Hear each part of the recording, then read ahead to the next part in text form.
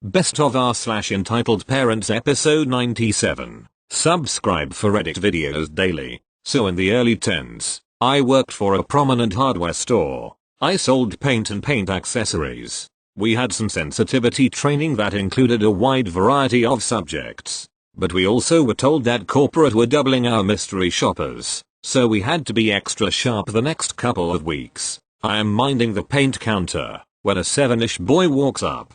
He pings my entitled radar where he opens up with, "You are going to make me some paint." Of course, demanding kid, "What paint do you want?" I go over the different options and learns he is painting his room. He has selected a shade of green that could best be described as turtle soup that was specifically vomited from someone's nose. But hey, I just make the paint. Knowing the kid won't care, I select the standard sheen for a bedroom and ready to whip up a gallon of puke. Of course, I won't press the button till a parent or other adult gives me a nod. If the kid demanded a small sample size, I would just make it. The company is out about $0.50 if he doesn't buy it. This kid points and demands I mix up a 5-gallon bucket of our most premium paint. The stuff is thicker than gravy and clocks in at $165 a barrel. On sale for $135. Buy now. Now I have done myself a service.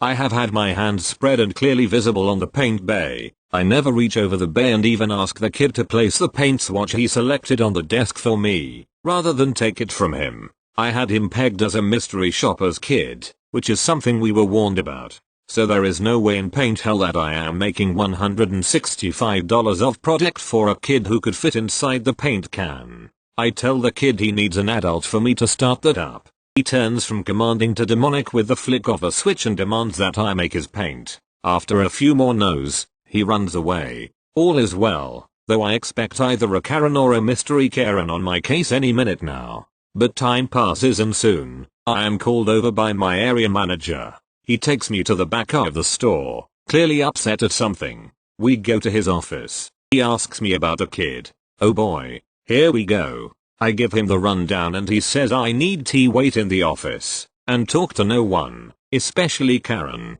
So it turns out that the paint kid knew just how to get the paint he wanted. He told his mom that I put my hand in his pants and told him I wanted to paint him. You know, like paint peddlers are known to do. The mother demands a few things. She wants all the stuff in her cart for free, including the paint her son was denied. She also demands a copy of my termination papers and my SSN so she can have me arrested. I sit in the office for who knows how long. Meanwhile, according to my coworkers, Karen has almost called the cops 3 times, but keeps insisting that my manager do it, to prove that he both admits fault and to distance himself from a known pedophile. The cops are never called, but the tapes are reviewed. They're in clear, okay, grainy black and white. It shows my hands spread and on the paint counter. Nowhere near any part of paint kid. He is also not the least bit painted. It also shows him yelling and kicking my paint bay. Now this evidence only proves one thing. That the hardware store is in on it. The footage is fake. It has to be. And that is about when the cops are called. Karen is removed from the premises and I am sent home early with full pay. TLDR. Entitled kid claimed I diddled him when I didn't make him expensive paint. His mom demands free stuff and my job, and is eventually 86'd by the cops, with mail and rebate. Thank you. Next. Background. I'm a 19F college student. When I get stressed/anxious, I get nasty acne breakouts. A couple weeks ago my midterms began, and my acne started getting bad. My parents, the entitled parents here, have me FaceTime them every week to check in. When they noticed my acne a couple weeks ago, they made comments like, verbatim, "You look exponentially worse than you did last week. And your face looks awful." It's made me feel pretty crappy. Normally, I'm a very passive person. But recently, I've gotten more confident, and so tonight I decided to stand up for myself. Some other context. I have a mental health condition that my parents are very concerned about. My condition is well regulated, and I haven't experienced any significant flare-ups in over a year. Regardless, if I get stressed or worried, or if I otherwise act out of character, my parents immediately assume my condition has worsened, and that my life is therefore in danger. Fast forward to tonight. I called my parents at the scheduled time, and when they said, "Hang on, let's switch this to a video call," I said, "I'd rather we keep it an audio call. In the past couple weeks, you've made some comments about my complexion that I was uncomfortable with, and though I know you didn't mean anything harmful, it still hurt, and since my face is still broken out, I'm not comfortable talking to you over video." The tone of my parents' voices changed, and they said, "Mo dear, turn on video. You don't have a choice." I stood my ground and just repeated, "I'd love to tell you about my week and hear what's been going on in your life over the phone. I'm just not comfortable using video." My parents didn't take that for an answer. Since I rarely say no to them, their first thought was that I was mentally ill again. They told me, "We need to see your face for safety reasons, because we need to make sure you're healthy." I replied, "I will tell you honestly that I'm doing fine, aside from being stressed about midterms, which is a pretty normal response. I am healthy, and since you've told me you trust me, you should trust that I'm telling the truth and I'm doing fine." They told me they refused to believe that, and accused me of hiding something from them. My mom asked me what on earth they'd said that could have been hurtful. They didn't do anything of the sort. About 20 minutes in, I was not going to budge. I was not going to turn the call on video, especially since they didn't respect my request, which I felt was simple and reasonable. My parents were getting furious, and they told me that if I didn't turn on video and show them my face, they were going to call 911 and my campus's security system, in addition to getting immediately into the car and driving the 3 hours to my school. When I told them I was disappointed they didn't trust me, they laughed and asked me what on earth I was talking about, that I had no right to say that. I had lost their trust, and I was irrational in thinking that I had the right to stop trusting them. I was called a spoiled brat, irrational. My parents asked me what they ever did so wrong to deserve this treatment. They told me how worried they were for my safety, and if I could just turn on video, they would be happy to know I was safe. My mother told me that if I didn't turn on video, she would call the police, and they would take me into custody, and I'd be spending the next 6 hours, at minimum, in the waiting office of a mental health facility. I was told that I was acting immature, and I wouldn't be allowed to attend the summer program I've been accepted to. My father told me I was shutting them out, and told me that if I didn't want to lose all their trust and respect that I would have to turn on video. I just kept saying, "I'm disappointed that you don't trust me enough to respect my decision." All I asked was to keep the call off video this week, and I understand and appreciate that you're concerned for me. This is me acting in my best interest. Finally, after about an hour of going back and forth, I decided, to hell with it. I have work to get done. I don't have time for this argument. When I switched the call to video for them, my mother showed me that she had 911 typed into her cell phone, and she told me that she had been hovering over the call button for almost 20 minutes. She showed me all the pamphlets and folders with emergency services and numbers, which she had been going through, and my father told me he had been just about to get in the car to head to my school. She started crying and talking about how worried she was, and she said, "Promise me you'll never act like this again." This was stupid. I asked, "What do you mean by this?" She said, "Digging your heels in, and being this irrational." I said I couldn't promise that, and I reiterated that I didn't feel I was being irrational. All I wanted was to call over phone and not use video this week, and I felt I had not been respected. My dad snapped, "Don't you ever say anything about not video calling, ever again. TL. Doctor." I called my parents, and they flipped out on me when I told them I wasn't comfortable with switching the call to video. Edit. Spelling. Thank you. Next. Background. I work at our local grocery store and I have an entitled ex who likes to harass me. I was finishing up my shift when he walks into the store. I hope that he's just buying groceries and ignore him. However, I noticed that he was following me from shelf to shelf. Right before I leave to tell my manager, he grabs me by my waist and I elbow him across the face. While he's distracted, I tell my manager that my ex had been stalking me. He checked the camera footage and says he'll deal with him. My manager walks up to him and says that he's banned for life and that if he doesn't leave right now he's calling the cops. My ex tries to argue with him and is getting aggressive, so one of my co-workers calls the cops and he gets arrested for harassment and assault. Edit. The reason I posted here is because he ended up getting one of my other friends pregnant.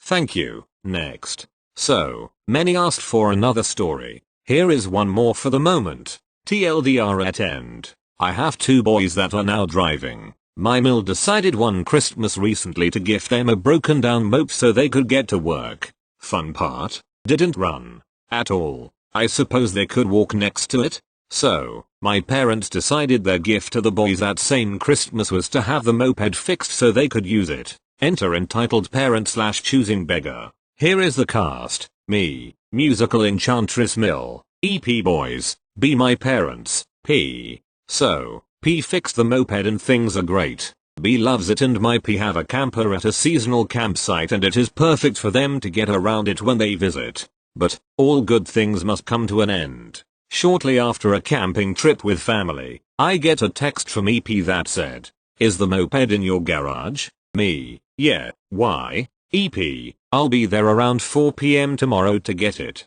Just leave the garage open." Me, number. You gave that to B for Christmas. EP, "Yeah, and you guys said they need a driver's license to use it and I need it to get around. I'm on disability and limited income and can't afford a vehicle. So, other Bill is bringing me over tomorrow to pick it up. Leave the keys with it." Me, "No. They love that gift and will have their licenses soon and in the meantime use it at the campground. You gave it to them as a present and only want it back now that my P put a lot of money into getting it running again for them. If you needed it so bad, why didn't you fix it up?" EP, "I'm on a limited income and need to use it to get around and was really looking forward to being able to be more independent. Your H is a paramedic and makes all the money you guys need and I can't afford a vehicle. I was going to pay your P for what it cost to fix it. Let me step away from this to clarify a little. EP had a job and was injured with a fractured ankle. She swears she can no longer work and is on disability now using a cane and leg brace. The issue is that I was in a horrific car accident several years ago with several major injuries and one of them was an ankle injury almost identical to hers, but worse. Plus, I have lupus and work full-time in nursing. So, I don't see why she can't find some job, even one where she sits or somewhere like a cashier where they make some accommodations for her. Let's enter the story again. Me, if you had what it costs to fix it to give P, you could get a small 1,500 car or you could have fixed it before.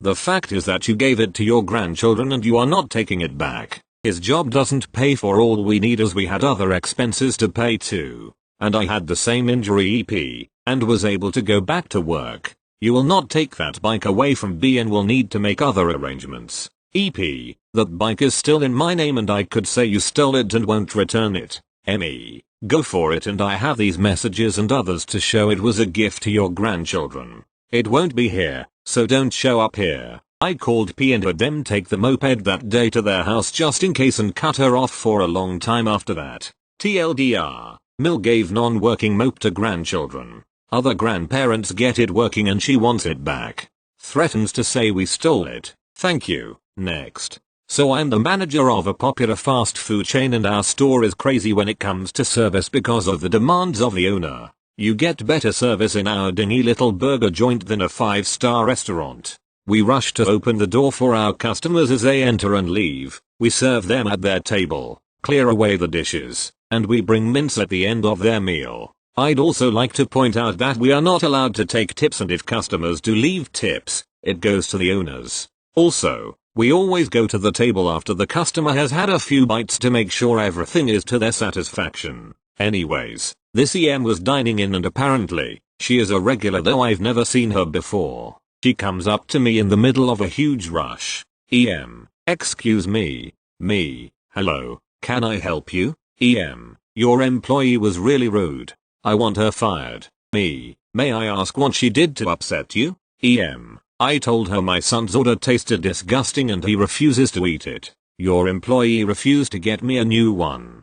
She hands me the receipt which had about $50 worth of food on it and that is a lot of food for a fast food place. Me, I'm sorry about that. I'll send someone over to pick up whatever your son didn't eat and we'll get your order made. EM, what do you mean? Me, we can dispose of the food that he didn't like so you don't have to clean it yourself. EM, we already ate the food. Me, you ate the food. Yes. Me, you said it was disgusting. It was the worst food I've ever had in my life. Me, Mom, I can't remake your entire order again. You've eaten everything. If your son didn't like it, I can definitely remake his order.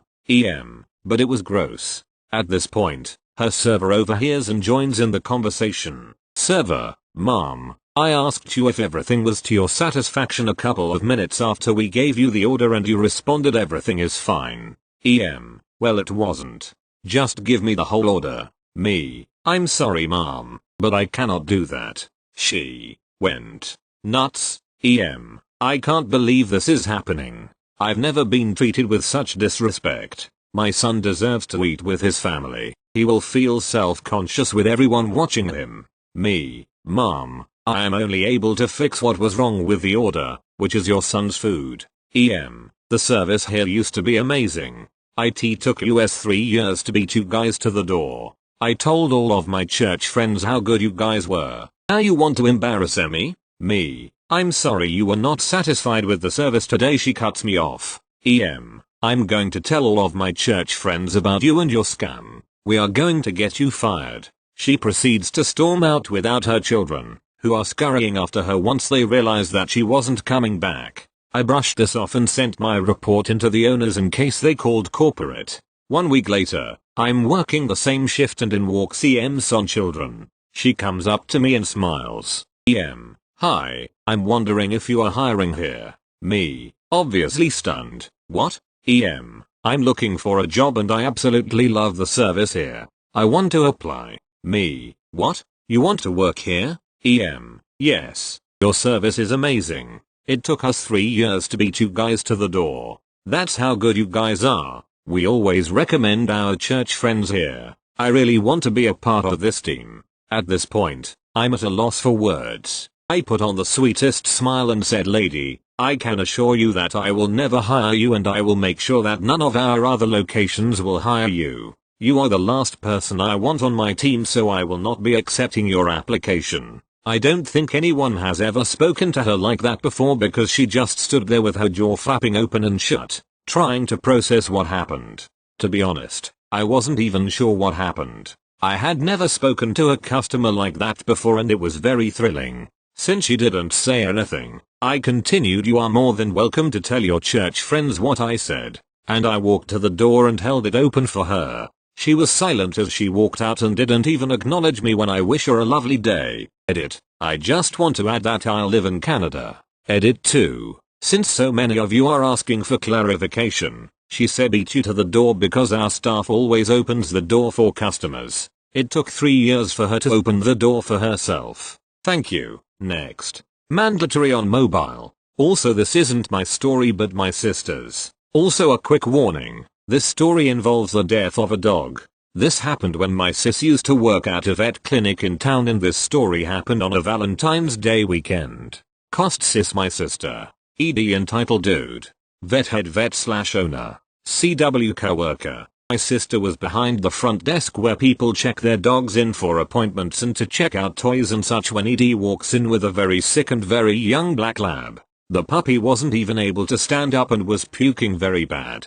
Sis immediately grabbed the vet and didn't even say anything to ED. The vet assistant came out to talk to ED to see what happened. What happened was that ED had left a box of chocolates low enough for the dog to get to in the front room while he and his wife were having sexy time in their room. The vet and his assistant were trying very hard to help the dog get everything out. Sis and CW asked the basic questions. How big was the box and how old the puppy was? Turns out the dog was a Christmas present 2 months ago and was just about 5 months old. The box of chocolates was very big and very expensive. Sis remembers his exact words to this day. That was an expensive box of chocolates. I can always buy a new dog but not a new box of chocolates. The vet assistant said they'd have to keep the dog overnight to make sure nothing bad would happen, but the puppy ended up dying over the night. Sis and CW told vet what happened and were both destroyed. Sorry there is no happy ending to this one and also sorry for the long read.